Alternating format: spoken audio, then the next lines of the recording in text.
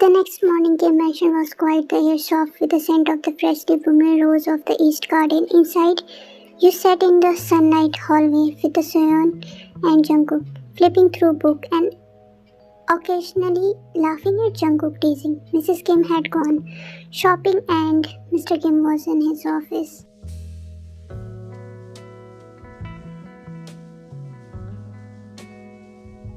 You smiled just faintly when a tray of refreshment was placed before you. You look beautiful this morning, Mrs. Kim.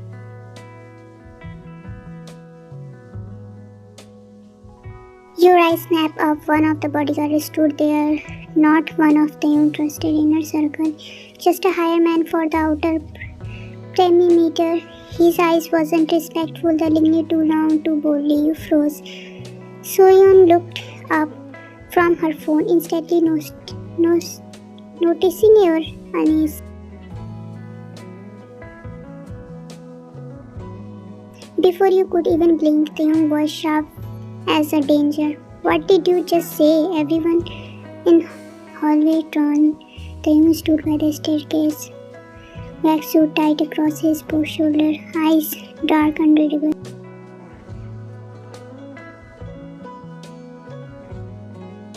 The bodyguard sniffed. I didn't ask what you mean. His voice was low, dangerous, steady. He stepped forward slowly, not like a man, but like a predator. Everyone watched it.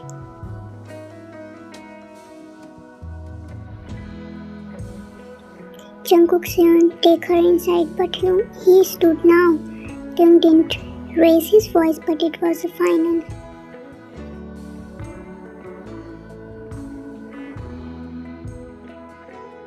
You felt his hand brush your shoulder for a second, gentle, and then you were guided away. But you looked back, and that was the last time you saw that bodyguard.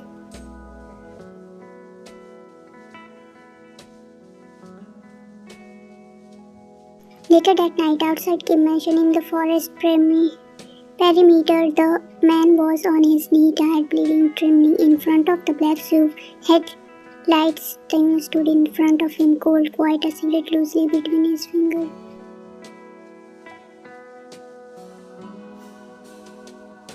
You thought I wouldn't notice, he said fatly. My wife, you looked at her. She was yours to see. Please forgive me, boss. Taeyong threw the cigarette to the ground and crushed it under his feet.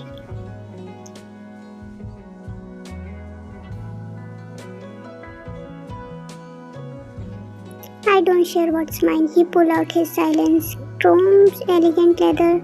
You touch her with your eyes. That's one shame.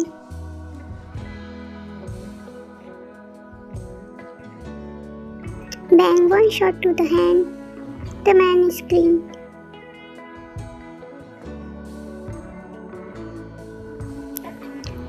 You spoke to her. That's another. Bang, another to the shoulder.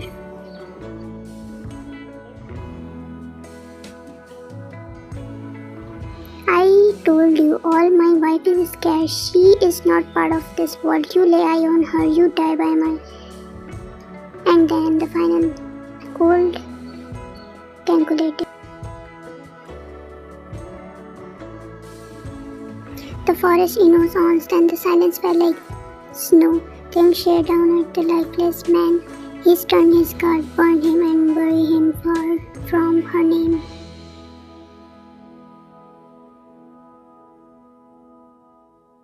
No mercy, no softness, this was the side no one ever saw. Expect his enemy, except man who forget you were his.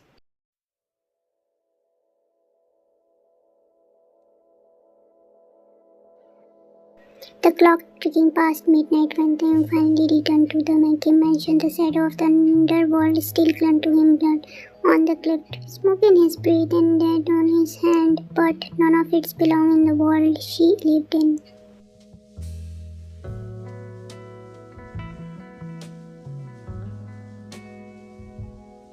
He walked into his private chamber, eyes gently softening at the sight of her, wine fast asleep on the couch, book loosely resting against her chest, her hand till an awkward, uncomfortable angle. His innocence in her sleep stuck something deep in his chest, strangest contact and world he came from.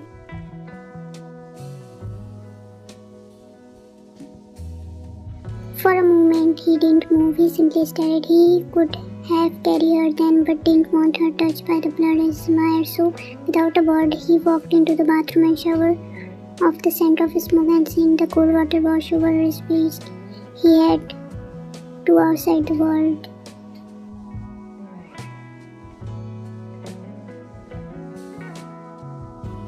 He stepped out dressed in the soft night t-shirt and comfortable lower and relaxed, but his eyes still glittering obsession. Silently he walked to her.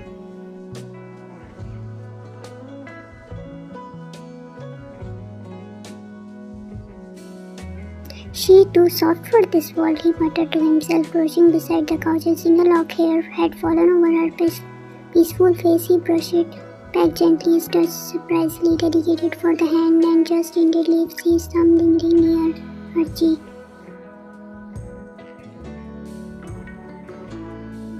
No man get to even glare at you, not without paying with his soul, he whispered positively. Then with a slow glare he slipped one arm between her knees, the other behind her, lifted her into his arm.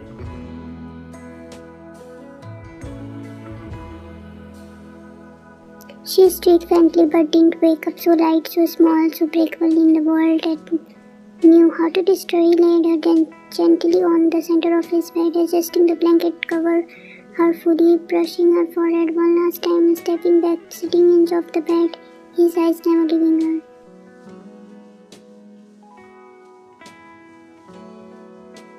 You are mine now, he mumbled into a quiet, and even that won't change that.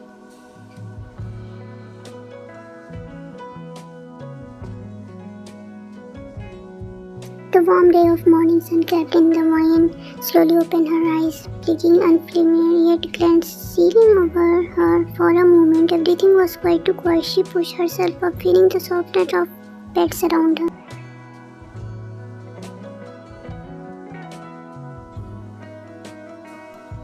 But wait, she had fallen asleep on the couch last night, right? Her heart thumped. She touched her cheek. Did he carry me on to the bed? She remembered the scent of congling, the way her hair been moved gently from her face. No harshness, no force, just something soft and that terrified her more.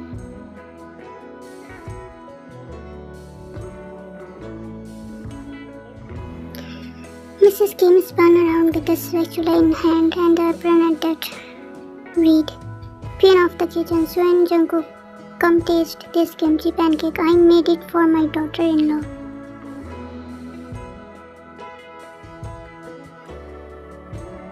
So when Mr. Kim's sharp-tongued daughter walked in, flipping her hair. Mom, you don't even make pancake for a pa. This is vegetarianism. Jungkook picked in with a sleepy smile. Let's hope she survived your cooking before she stopped calling you.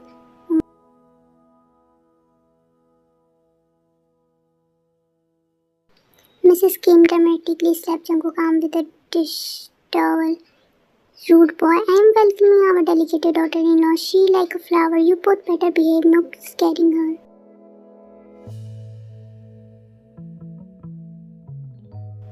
Mr. Kim entering with a cup of black coffee with his usual straight face, muttering, she's a flower and you are waving chili powder in her face like a storm. Mrs. Kim pouted. I am just being warm and bold, like a good mother-in-law. Susan whipped out to Jungkook. She is the one apron away from becoming a reality show. Jungkook nodded. Too late, she is a reality show. Mr. Kim, already exhausted, looked up at the heaven. Why did I come down?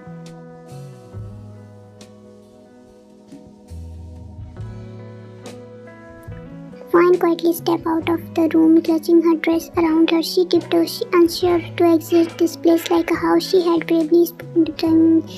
She had accepted coldness. Why he was distant, he wasn't cruel, and was even more confusing.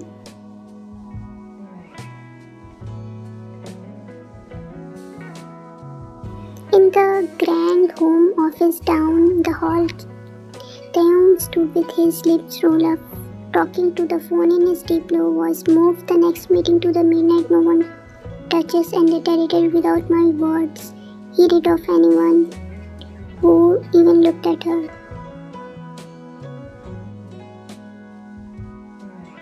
In ended the call, his dark eyes shifting toward the hallway, sensing her, but he didn't move. He wanted her to take her time. This was her home now, and he wasn't going to force her into the world all at once.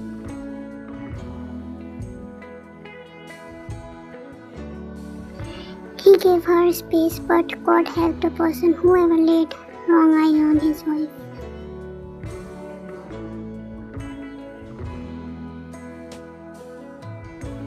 Meanwhile, downstairs, Mrs. Kim held her basket of fruit and stormed up the stair with Soyeon and Jungkook behind her like a bird. Time for breakfast in bed for our new bride.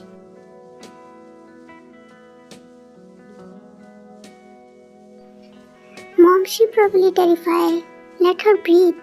New daughter must be welcomed with the food, loved and me.